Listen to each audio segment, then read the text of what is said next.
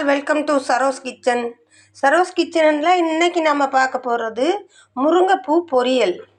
முருங்கைப்பூ நான் முருங்கை இலை பொரியல் போட்டிருக்கேன், முட்டை பொரியல் போட்டிருக்கேன் நம்ம வீடியோவில் பாருங்கள். இப்போ பார்த்திங்கன்னா நம்ம முருங்கைப்பூவை பொரியல் பண்ண போகிறோம்.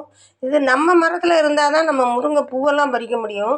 அடுத்தவங்க தோட்டத்திலேருந்து இந்த பூவெல்லாம் கொடுக்க மாட்டாங்க, ஏன்னா இது அவ்வளவும் காய் காய்க்கிறது. இப்போ இதை எப்படி சமைக்கலான்றதை வாங்க பார்க்கலாம். ஒரு கடாயை அடுப்பில் வச்சுருக்கேன். 1 டீஸ்பூன் எண்ணெய் விட்டுருக்கேன். ஏன் தெரியுமா, நம்ம கொஞ்சமாக ஒரு கைப்பிடி அளவு தான் இந்த பூ எடுத்திருக்கோம்.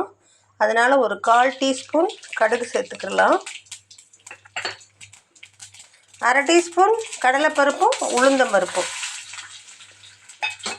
இப்போ இது நல்லா வறுக்கட்டும். இதுக்கப்புறமா நம்ம சேர்க்க போகிறது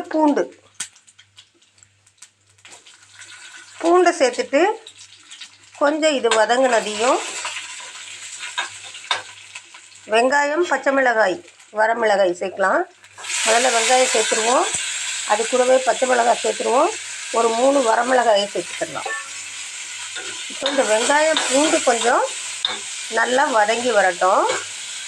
வெங்காயம் பூண்டு இந்த அளவுக்கு வதங்கினா போதும். இப்போ இதில் நம்ம முருங்கைப்பூவை சேர்த்துக்கிறோம். இதை ஒரு 2 நிமிஷம் நம்ம வதக்கி விட்டுக்கலாம். இப்போ தேவையான அளவுக்கு இதுக்கு சால்ட்டு சேர்த்துட்டு மஞ்சத்தூள் சேர்த்துடலாம். இப்போ அது கூடவே நம்ம தண்ணி சேர்த்து இதை குக் பண்ணணும். சும்மா ஒரு கொஞ்சமாக தண்ணி தெளித்தோம்னா தான் போதும், ரொம்ப தண்ணி ஊற்ற வேண்டியதில்லை. தெளித்து குக் பண்ணிங்கனாவே இது ஈஸியாக குக் ஆகிடும். இப்போ ஒரு பேன் அடுப்பில் வச்சுருக்கேன். 1 டீஸ்பூன் எண்ணெய் விட்டுக்கலாம். இதில் நான் ஒரு முட்டையை உடைச்சி எடுத்து வச்சுருக்கேன், இதை சேர்த்துக்கலாம். இதை ஸ்க்ரம்பிள்டு முட்டையாக நம்ம இதை செய்யணும். அப்படி செஞ்சு போட்டோம்னா இந்த பூவில் ரொம்ப நல்லாயிருக்கும் இது. இப்போ இந்த பூ நமக்கு முருங்கைப்பூ பொரியல் ரெடி ஆயிடுச்சு.